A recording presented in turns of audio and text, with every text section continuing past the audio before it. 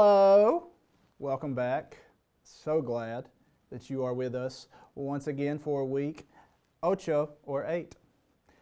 Tonight we're going to get into our game here in a second, but we just want to remind you that if you are behind in points, like, if you look at the scores, maybe you say, I'm not doing so hot, there's always time to come back.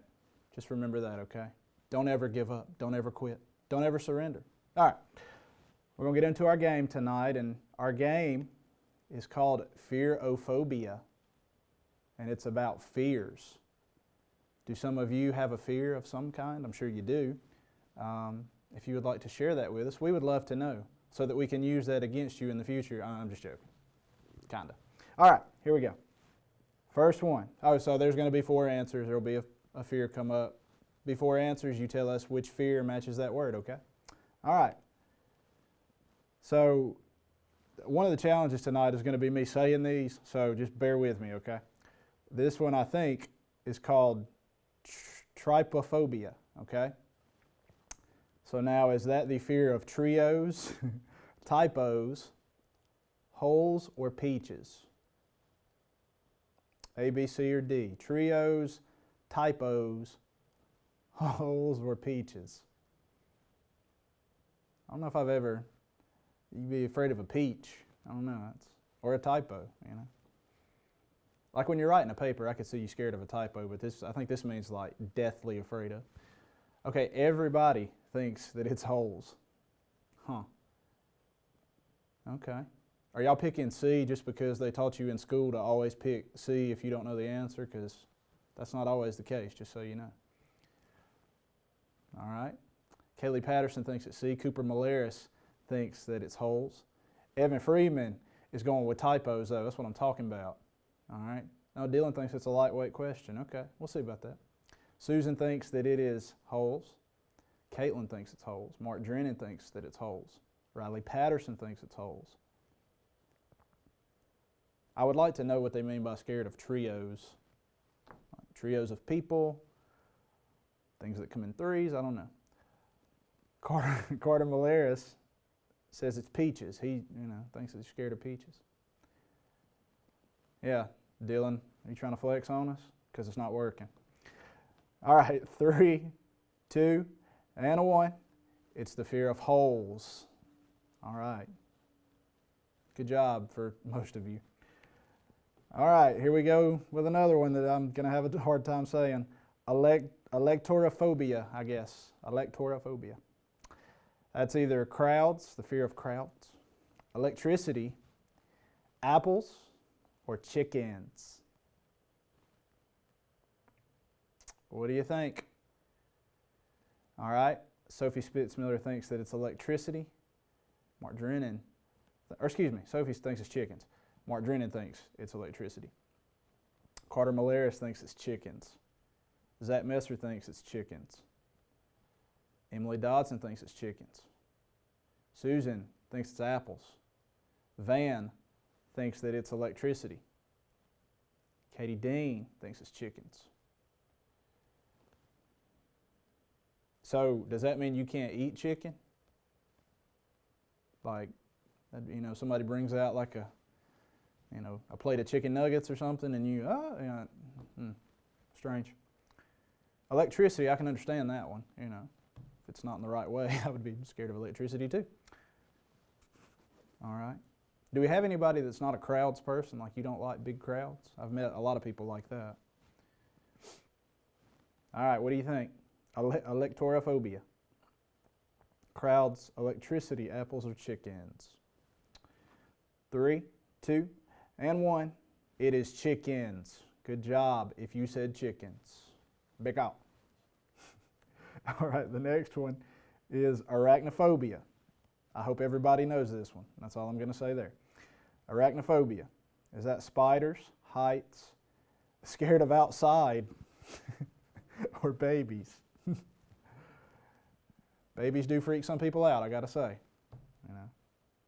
They can just stare at you without saying any words at all. It can be kind of creepy. Emma Herring said Q. All right. Carter Malaris said 7. Are you guys, Most people say that it's spiders. The Patterson sisters say that it's spiders. I would also be curious to know what outside, like you walk outside and just automatically you're scared. I don't know. Just Dylan is scared of babies. Huh. Well, Dylan, we will try to keep that in mind. We will never bring a baby anywhere near you. Don't worry. Or will we? All right, 3, 2, hurry, hurry, hurry. And 1. It's spiders. Good job, Evan. Evan got that one in at the last second there. Nice. Buzzer beater. Swish. All right. This one is called globophobia. Globophobia. That's an easy one to say. Probably like the first one I've gotten right. Is that the fear of globes, balloons, circles, or the fear of travel? And that doesn't mean in basketball you travel. That means traveling. Or are you scared to travel? I'm definitely not scared to travel. So if that's the right answer, that's not me. Just saying. All right. Matthew Drennan thinks that it is balloons. Emma Herring thinks it's balloons. Susan thinks it's balloons. Emily Dodson thinks it's balloons. Van thinks it's travel. Kaylee Patterson thinks it's travel.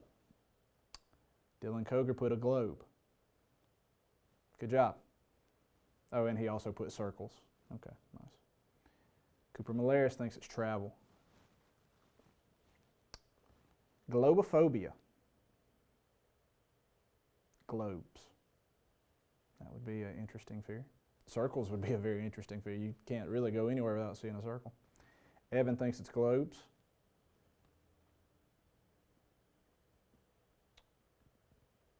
The fear of balloons, that would be interesting too. That'd be kind of sad. Like when you were a kid, did you not get balloons? You know? Yeah, Dylan's showing off over here with these emojis.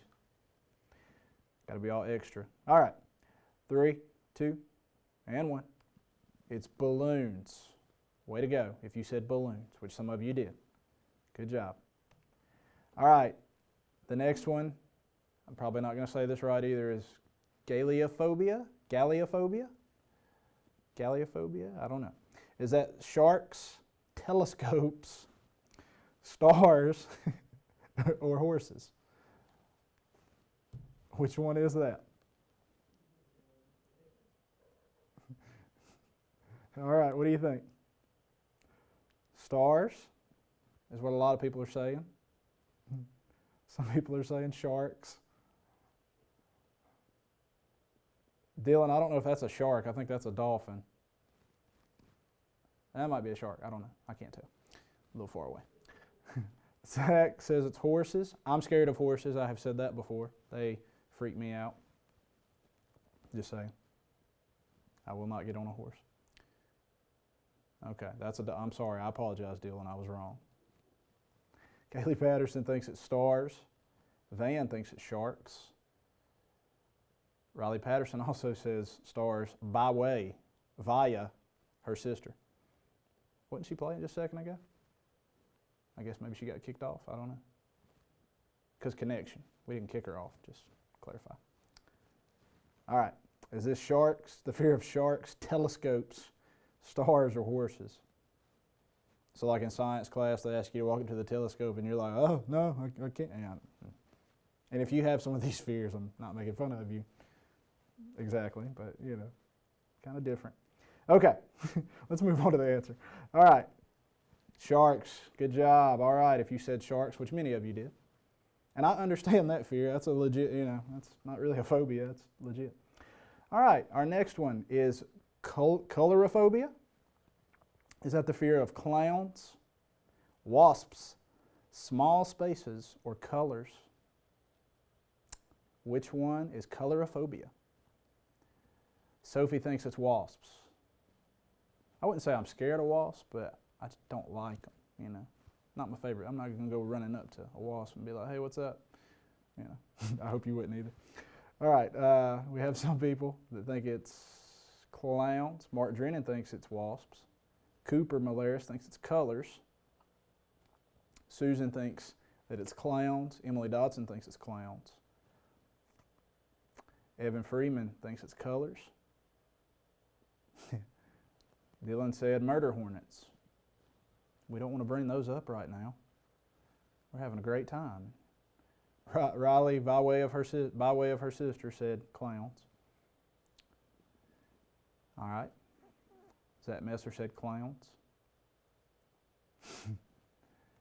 Is there not there's not an emoji for murder hornets? I guess, yeah. That's the question right now. You could probably make one. You could probably put, two things together. Aaron, I don't think that's one. I don't think that's a murder hornet. Just saying. I've never seen one in person, but I'm just going to go out on a limb and guess. All right. 3, 2, 1. Colorophobia is the fear of clowns. All right. How could you be scared of a clown? I mean, come on. All right. The next one is pediophobia, I think. Maybe. Am I saying that right? I don't know.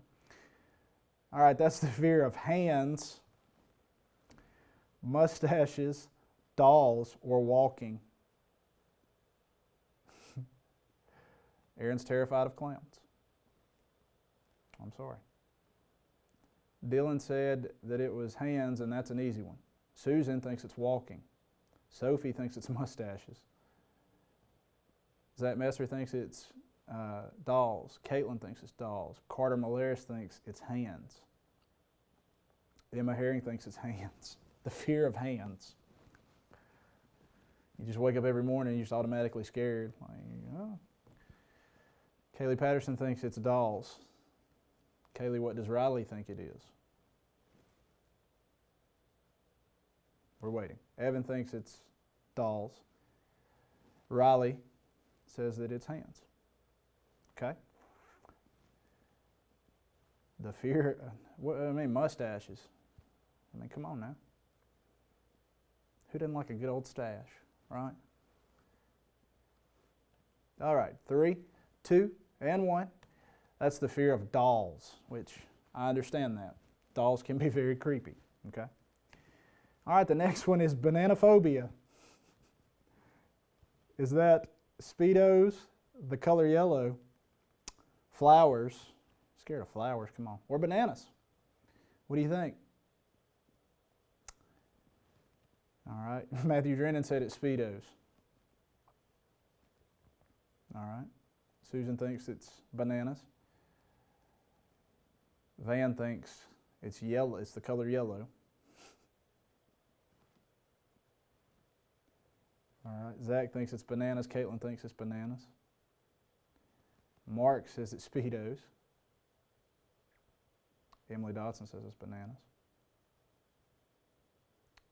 Caitlin Dean says it's bananas.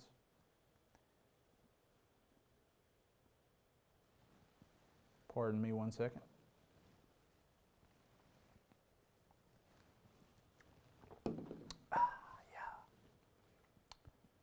Evan Freeman thinks it's bananas. Kaylee Patterson thinks it's bananas. Emma Herring thinks it's bananas. I think I already said that. Bananaphobia. You can't ever go to the produce section in Walmart, ever.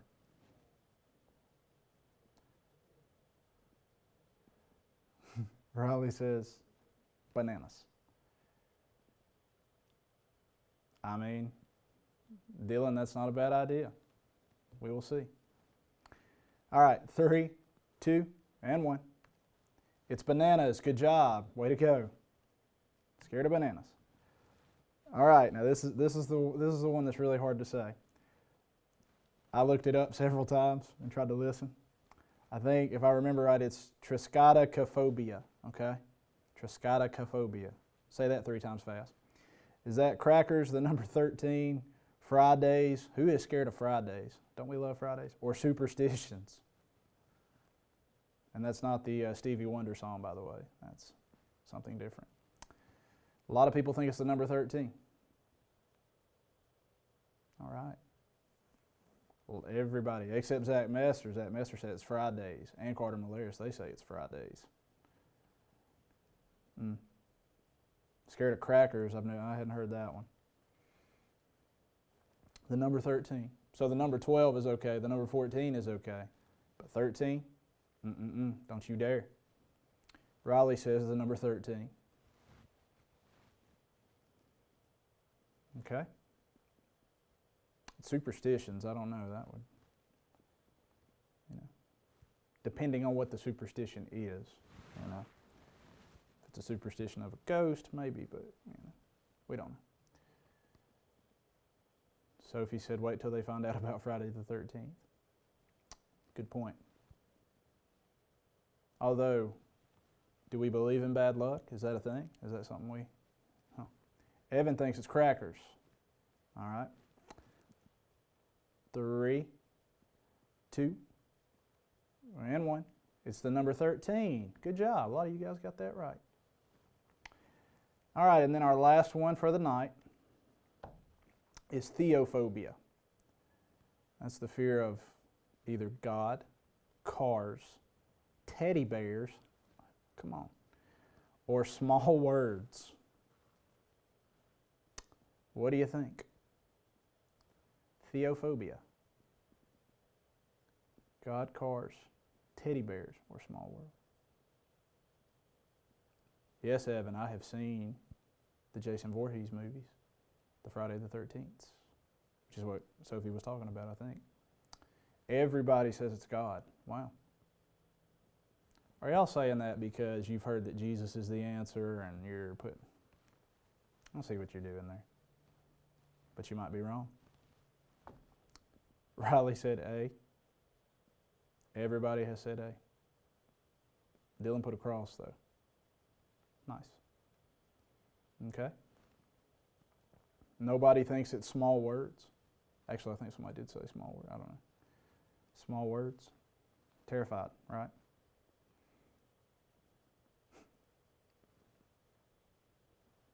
It'd be a bad thing if somebody was scared of a teddy bear to get to enjoy, the love of hugging a teddy bear when you were little. Come on. All right, 3, 2, and 1. It was God, and that's an interesting looking picture, isn't it? Okay. Thank you for playing. We are so glad that we have learned some things about fears tonight. At this time, we want to dive into God's Word in the book of James. We encourage you, please do not log off at this time. This is the most important time. Grab a Bible, grab a pen, and let's all dive into God's Word together.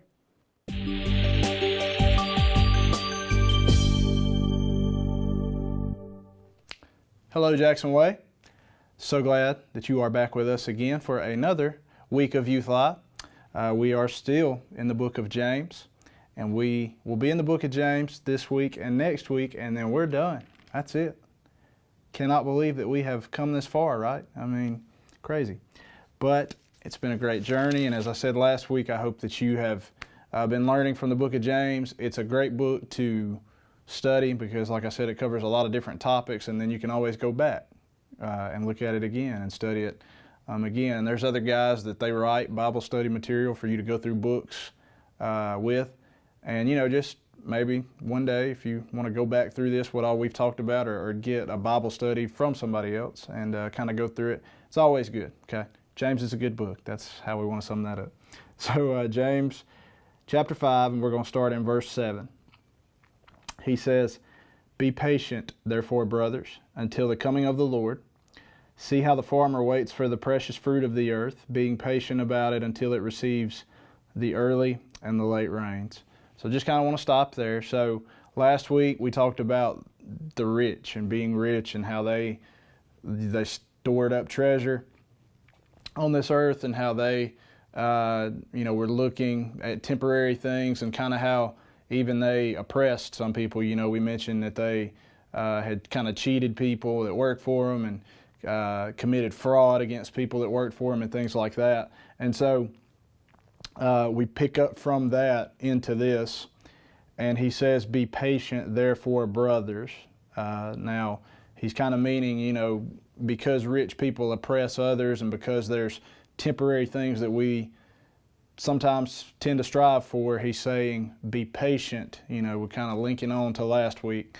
Be patient, therefore, because the coming of the Lord is at hand.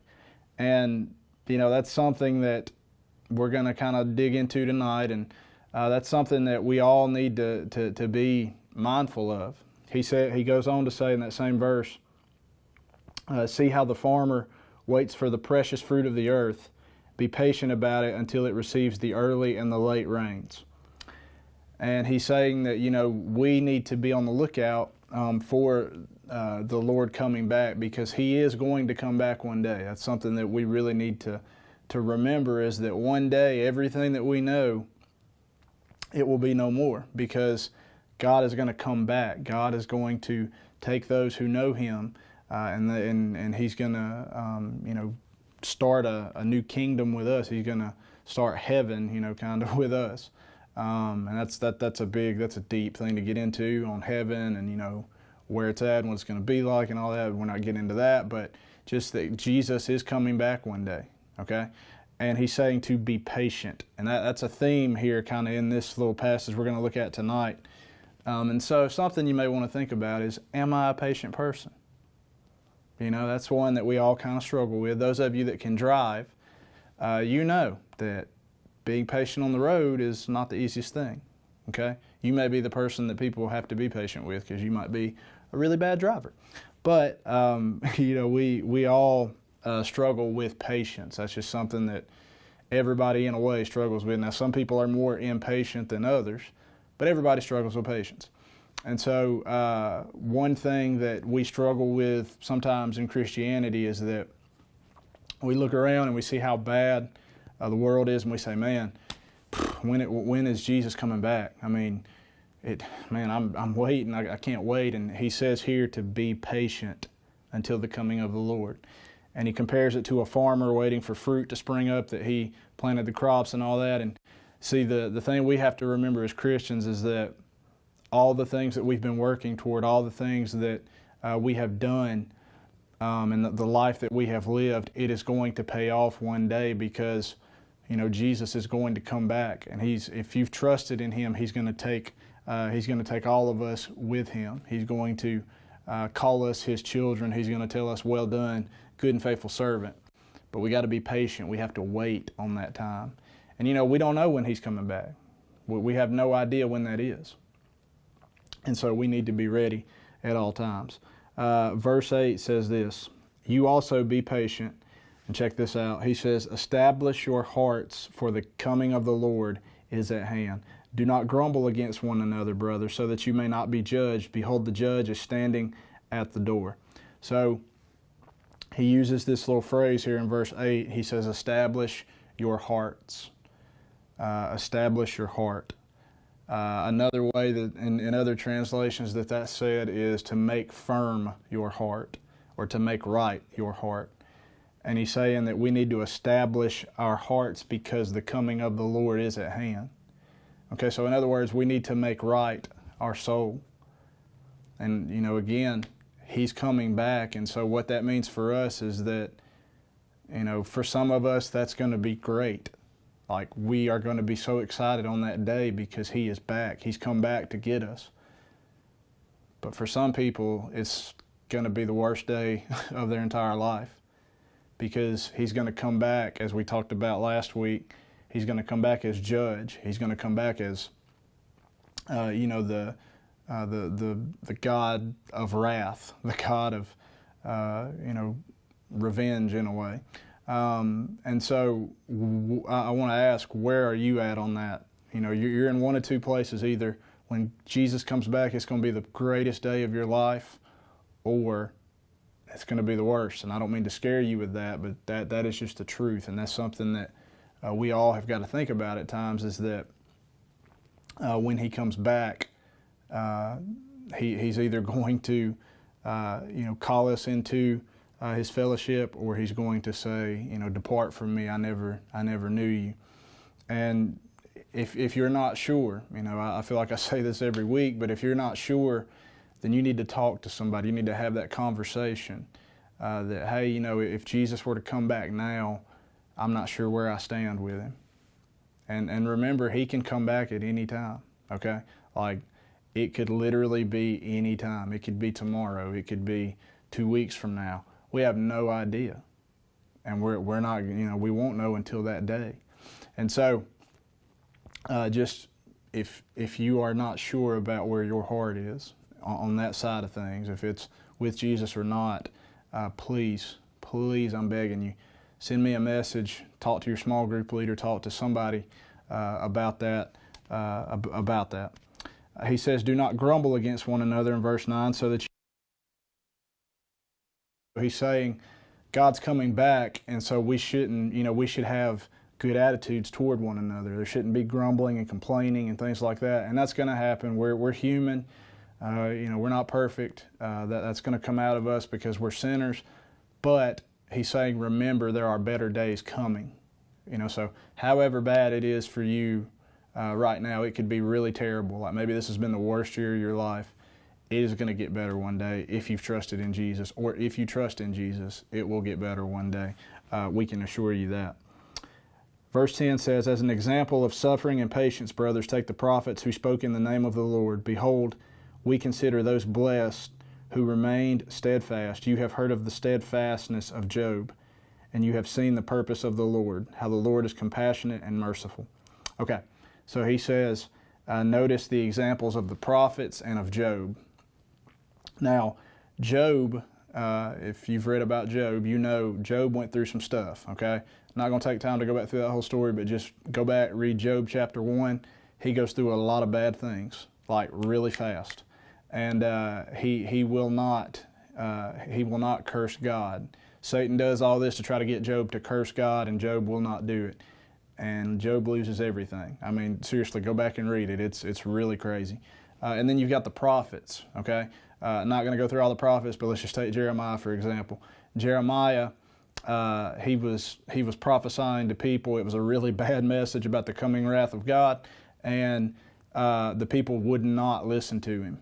And he was really hurt over that, not because they rejected him, but just because he knew that they were about to face the wrath of God, and that made him really upset. And Jeremiah went through his whole life doing this prophecy stuff. He was called as a teenager, about that age, and he was doing all this, and he really didn't see anything come from it. Okay, so it would kind of be like this: if I've been doing this, what I've been doing now, for 8 years now, and it would be like if I'd been doing this for 8 years and I never saw anybody get saved, I never saw anybody get closer in their walk with Jesus, like I saw no fruit from it at all. That would be really discouraging, and I would definitely question, am I even supposed to be doing this? Like, obviously this is not my calling. But that's what happened to Jeremiah, and God called Jeremiah to do what he's supposed to do. And so Jeremiah was suffering, like mentally. He was like, man, these people don't want to listen to me. I'm not doing the things I need to be doing. Job was suffering with his health and everything that had been taken away from him. But what happened with that is that they stayed true. They kept doing what they were supposed to be doing for the Lord. And listen, we are going to suffer in this life. It's just going to happen. That doesn't mean like really bad suffering. Sometimes we think of like the worst possible scenario when we think of suffering, but we're going to suffer in different ways. And there's a lot of churches out there today that they don't mention this kind of stuff. They talk about how like you'll go through a tough time and but you can get through it and you can do it. And the only way that we can get through suffering is through Jesus Christ. Like, we're not supposed to be able to get through it on our own. It's supposed to be through Him. So listen, you're going to suffer. It's going to happen. But remember what we said at the very beginning, be patient, because one day God's going to come back. You got a lot of people that when life gets rough, they walk away from the Christian life. And I want to challenge you to any time it gets tough for you, that's when you need to run to God. That's when you need to say, Jesus, I know you're coming back one day. And I know it's tough right now, and I feel like quitting, and I feel like giving up and just not even doing this anymore, but I'm going to run to you. That's what we need to do, and that's what Job and Jeremiah did and the prophets. And so be patient. God is coming back. Your suffering is not for nothing, okay? It makes you stronger, yes, but also it makes when God comes back even that much greater, because He pulls us out of that suffering, and He helped us to get through that. Now, verse 12, this is going to be the last verse here. This is a really weird verse because it's we've been talking about patience and suffering, and then we get hit with this verse. But above all, my brothers, do not swear either by heaven or earth or by any other oath, but let your yes be yes and your no be no, so that you may not fall under any condemnation. So we've got this stuff about suffering and being patient, and now we've got something about the stuff that we say. Now back in chapter 3 of James, way back, you can go back and watch it if you missed it.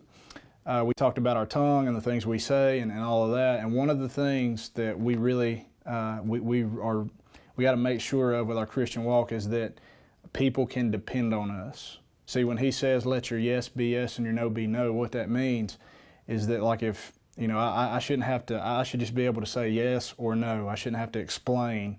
You know, it'd be like if you said, hey man, did you go to that place the other night? And I could just say no. And you'd be like, oh, okay, well, you said no. I don't need anything else. I believe you. That's it. Instead of me having to say, no, man, I promise, man. Look, you can call everybody. Like, you can double check. You can, you know, make sure that I'm not lying. Like, my word should be so good I shouldn't have to explain myself. People just believe me. And that's because, you know, we guard our words. And so I want to challenge you with this, even though it's kind of not really kind of involved with the main stuff we're talking about, but you need to make sure that people can trust your word. Like, you know, people, when you say you're going to be somewhere, you're going to be there, okay? When you say you're going to do something, people can trust you that you are going to do it. Why? Because your word is good. You know, I've got friends that I know of that, man, if they tell me they're going to do something, I don't really hold my breath. You know, I don't really, you know, I kind of got to see it before I believe it, you know. But then I got some friends that, man, I know if they say they're going to be there, they're going to be there. And, you know, sometimes things happen where we can't be there or where we don't make it or where we have to cancel or things like that. I get that. But when it's constant, when it's, you know, it's always, there's always something. There's always some event coming up or always some kind of, you know, something's falling through or they feel sick every single time we ask them to do this, you know. Something's up there. And so I just want to encourage you, have a good word, okay? Like, let your word be something to where, man, if I say I'm going to do something, I'm going to do it. I'm going to try everything I can to make it happen, and people know that. Because that's a godly quality. Jesus originally said that, let your yes be yes and your no be no. So James is quoting that from Jesus. And so we want to be like Christ, obviously. And so, you know, try to keep your word. Try to do what you say you're going to do. And try to be places you say you're going to be. If you can't do it or you're not going to be there, say that, okay? Don't try to dance around that. But again, that verse is kind of strangely thrown in there. I kind of did some research on this, and some scholars kind of don't know why it's there necessarily. But the main thing here is that we are ready for when the Lord comes back. So again, are you ready for when Jesus comes back? He could come back at any time, okay? He could literally come back at any time. And if you are not ready for when he gets here, then that's not going to be a good day for you. And I don't want that for you, okay? I love you and I care about you, and I want you to be ready for when Christ comes back. So if you need to talk to me or you need to talk to anybody, please, I'm begging you, tonight, send a text message, send me a message on social media, get in touch with me somehow, get in touch with somebody, but let's talk about it, and let's try to get you going in the right direction, okay? Let me pray for us real quick. Lord, thank you so much for this day, and God, I thank you for these students, and Father, I pray that we all would just be ready, establish our hearts for your coming, and God, help us as we suffer. Lord, please just allow us to be strong, allow us to remember, God, that you are coming back one day, that no matter how bad it gets, that one day you're going to come and you're going to end all pain and all suffering. Father, help us to have good words. Father, please let people be able to rely on us. God, and you know, we're not going to do that perfectly, I understand that, but Jesus, please just let our word be good. Let our word be dependent as followers of you. Thank you so much for all that you've done. In your name I pray. Amen. Hello. Thanks for listening again.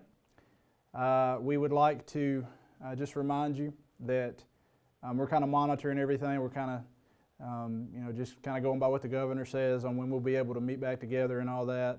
But we're taking precautions. So if any of your parents ask, just let them know we're meeting, we're talking, things like that. We don't know anything yet, obviously, but I just want to throw that out there. But thank you for being here again. We've got to talk about the emoji again from last week. And last week, 2 people got it at the exact same time. And we said that was a first here on Youth Live. Well, believe it or not, 2 people got it again at the exact same time. So you guys are just so smart, right? Those 2 people are Mark Drennan and Emily Dodson. Good job. Way to go. So you 2 will get 25 apiece. We will split it and add to your total. Okay, so, and also the correct answer was "Oh Come to the Altar." That was the name of the song. And I didn't say the song from last week either, I realized that. And that one was Welcome the Healer. So good job to Caitlin, Zach, and this week, Emily and Mark. Now this week, this one's going to be really tough, okay? Like we kind of feel bad about giving you this one, but it will be worth it if you get it. So here it is right here. Take a good look at that. What worship song do those emojis represent?